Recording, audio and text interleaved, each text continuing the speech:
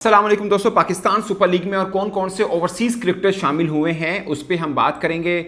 Test championship का जो table बना, पाकिस्तान 9th नंबर के ऊपर है और पाकिस्तान को कितनी प्राइज मनी मिली, सबसे ज़्यादा पैसे किसको मिले और आइंदा टेस्ट चैंपियनशिप का सफर पाकिस्तान का क्या रहेगा उसके ऊपर बात करेंगे। और एक खास पॉइंट कि 3 ऐसे क्रिकेटर जो पाकिस्तान सुपर लीग खेलते थे अब वो आईपीएल के अंदर नजर आएंगे, जिसमें कौशल मेंडिस, सैम मिचेल, ओवन शामिल हैं और काइल जेमिसन वो भी शामिल हैं। वैसे एक और क्रिकेटर के बारे में भी बातचीत चल रही है कि शायद वो भी पीएसएल ना खेले और वो आईपीएल खेलें, क्योंकि आईपीएल के साथ भी बहुत सी खिलाड़ियों का जो कॉन्ट्रैक्ट थे वो लिमिटेड डेट तक थे। अब चूंकि उनको अपने देश के लिए खेलना है इसलिए वो आईपीएल में नहीं खेल पाएंगे। और पाकिस्तान सुपर लीग के साथ भी प्रॉब्लम यही रहा कि जो एक हफ्ते की टेंशन बनी पाकिस्तान और इंडिया के बीच में, उसमें से बहुत से फॉरेन क्रिकेटर अपने देश को वापस चले गए हैं और कुछ बोर्ड ने अपने खिलाड़ियों को मना कर रखा है। कुछ क्रिकेटर्स की अपना एक इंडिविजुअल डिसीजन है जिस पर पाकिस्तान सुपर लीग की मुख्तलिफ फ्रेंचाइजीज ने प्रेस रिलीज में बताया कि उनका जो भी डिसीजन हम उसको रिस्पेक्ट करेंगे, क्योंकि इस बीच में हालात ऐसे हो गए थे कि उनको मुश्किलात का सामना करना पड़ा। फिल वक्त मैं आपको अपडेट बता दूं, कराची किंग्स ने स्कॉटलैंड के ओपनर जॉर्ज मम्सी को जो है वो किया है। लाहौर कलंदर ने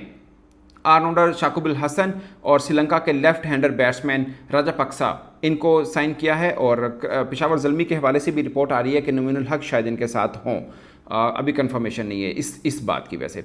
और उसके अलावा कोयटा ग्लैडिएटर जो हैं वो श्रीलंकन विकेटकीपर बैट्समैन दिनेश चंदीमल के साथ जा रहे हैं और फर्नांडो जो ओपनिंग बैटर हैं उनके साथ जाएंगे। जबकि अफगानिस्तान के ऑलराउंडर गुलबदीन नाइब के हवाले से भी खबरें आ रही हैं। इसके अलावा हमने कल देखा था वेंडे डुसन और एलेक्स हेल्स को इस्लामाबाद यूनाइटेड ने शामिल किया था। तो ये कुछ इनके फ्रेंचाइजीज के हवाले से अपडेट थी। अब मैं आपको वर्ल्ड टेस्ट चैंपियनशिप के हवाले से बता दूं, पाकिस्तान 9th पोजीशन पर है। पाकिस्तान को $4,80,000 मिलेंगे जो कि सबसे कम है 9th पोजीशन पे जो है। इसलिए जो वर्ल्ड टेस्ट चैंपियनशिप जिसका फाइनल ऑस्ट्रेलिया और साउथ अफ्रीका के बीच खेला जाएगा, जो भी जीतेगा उसको $36 लाख मिलेंगे और जो हारेगा उसको $21,60,000 मिलेंगे।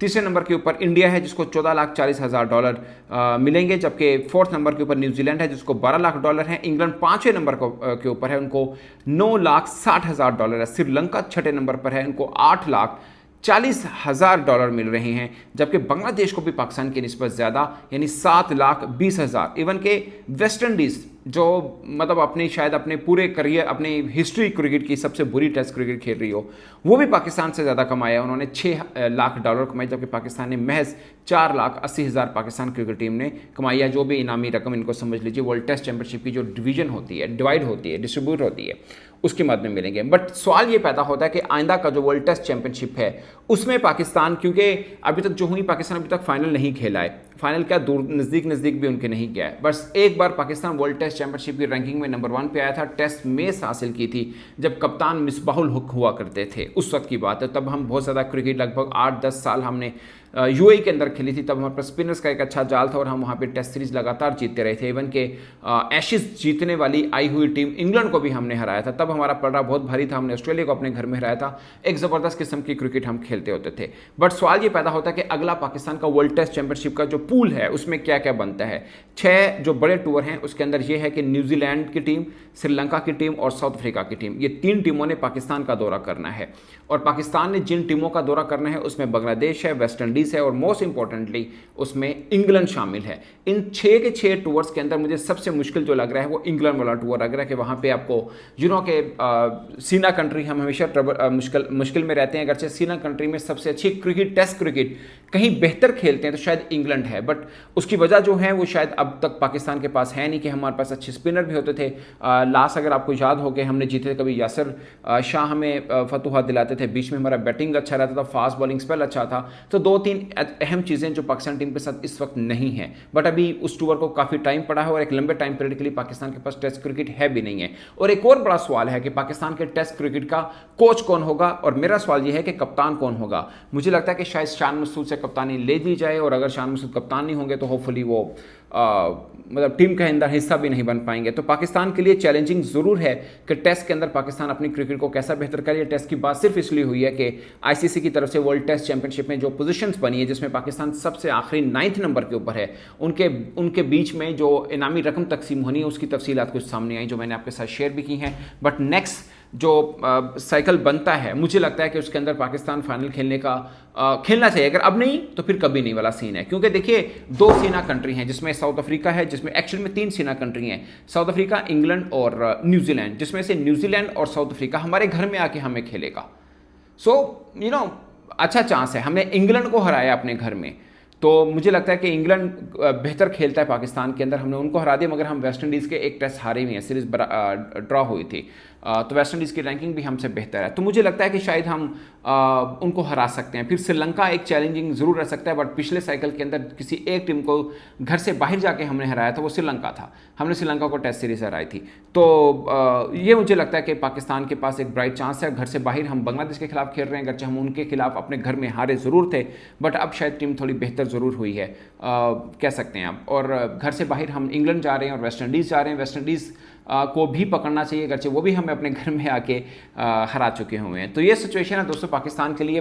खाली अब पेपर पे जाएं तो चांसेस बहुत ब्राइट हैं, बट अब रियलिटी में जाएं या रैशनल होकर देखें, प्रैक्टिकली देखें, तो वो टाइम बताएगा कि पाकिस्तान के अब आगे कोच कौन होते हैं, कप्तान कौन होते हैं, पाकिस्तान का टेस्ट का कॉम्बिनेशन क्या बनता है। ये बहुत बड़े इंपॉर्टेंट क्वेश्चन है, जिसके answer of course Pakistan cricket board with the time being दे देगा। बट अब पिछले तकरीबन अगले एक साल तक पाकिस्तान की T20 क्रिकेट बहुत ज़्यादा है। हमें एशिया कप खेलना है, हमें T20 वर्ल्ड कप खेलना है, जो हमारी प्रायोरिटी है, और ऑफ कोर्स वो उसमें एक अच्छी पोजीशन लेना भी पाकिस्तान के लिए कड़ा इम्तिहान ज़रूर होगा।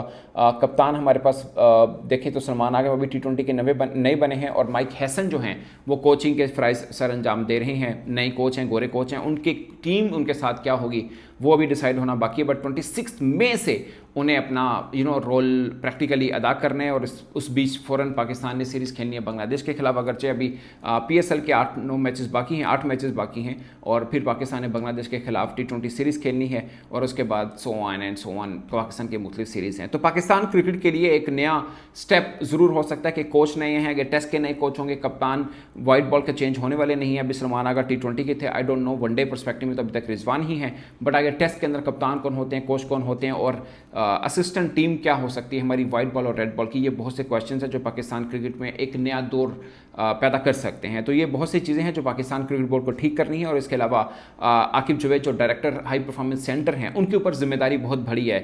उसकी वजह यह है दोस्तों, बहुत से पाकिस्तानी क्रिकेटर हैं, जैसे अरशद इकबाल हैं, मोहम्मद ज़ीशान ज़मीर हैं, इससे पहले वसीम जूनियर थे, आमिर जमाल थे, जो एहसानुल्लाह थे, जो हमारी इंजरी से झूले। उसमें से कुछ पाकिस्तान टीम के लिए अवेलेबल भी हुए, कुछ मुकम्मल फिट नहीं हुए, कुछ की इंजरी के साथ अभी भी खेल रहे हैं, और कुछ ऐसे हैं जो खेल ही नहीं पा रहे, इंजरी से झूल रहे हैं। तो ये एक सबसे बड़ा चैलेंज है आकिब जुवैद के लिए कि वो नेशनल हाई परफॉर्मेंस सेंटर में रिहैब सेंटर को कितना बेहतर कर पाते हैं। फिर उनके यहाँ बैटिंग बॉलिंग कोच कौन होता है, ये क्वेश्चन मार्क रहेगा। और सबसे खास पॉइंट रहेगा कि पाकिस्तान की जूनियर टीमों को ग्रूम वो किस तरह से कर सकते हैं। इसमें अंडर-17, अंडर-19 टीमें शामिल हैं, फिर A टीम के टूअर्स हैं। तो मुझे लगता है कि अगले 1 माह 2 माह के अंदर पाकिस्तान क्रिकेट किस डायरेक्शन को जाएगी, उस हवाले से टीमें बनना, मीन्स के कोचिंग टीमें बनना, बहुत सी चीज़ों की नई रिक्रूटमेंट वगैरह होना, और पाकिस्तान का रोड मैप क्या होता है वो बहुत सा जो है वो विजिबल हो जाएगा। और ये बहुत ज़रूरी है, क्योंकि पाकिस्तान अब वनडे पर्सपेक्टिव में बात करें, हम अपने ही घर के अंदर 28-29 वर्ष के बाद होने वाला किसी ऐसे इवेंट के पहले राउंड से बाहर हुए T20 वर्ल्ड कप में हम कहीं नज़र नहीं आए, T20 और एशिया कप में हम कहीं नज़र नहीं आ रहे, वर्ल्ड टेस्ट चैंपियनशिप में सबसे लोएस्ट रैंकिंग के ऊपर हैं। तो इससे नीचे वाला कोई पॉइंट बनता नहीं है पाकिस्तान क्रिकेट का। यही हो सकता है कि पाकिस्तान अपना ही बुरे रिकॉर्ड को तोड़कर किसी और बुरे रिकॉर्ड के ऊपर खड़ा हो पाए। बट आई होप कि पाकिस्तान क्रिकेट बोर्ड यहाँ से कुछ अच्छे स्टेप्स लेगा, जिससे पाकिस्तान क्रिकेट थोड़ी ऊपर आ सकती है। बट इससे ज़्यादा इंपॉर्टेंट है कि अब पाकिस्तान सुपर लीग के जो बकिया मैचेस हैं वो कंप्लीट हों, और उसके बाद पाकिस्तान की टीम जो T20 की बनेगी उसमें क्या क्या चेंज आ सकते हैं। तो दोस्तों, इस पर आप अपनी राय कमेंट की सूरत में जरूर बताइएगा। मेरी तरफ से इतना ही, इजाज़त दीजिए, अल्लाह हाफिज़।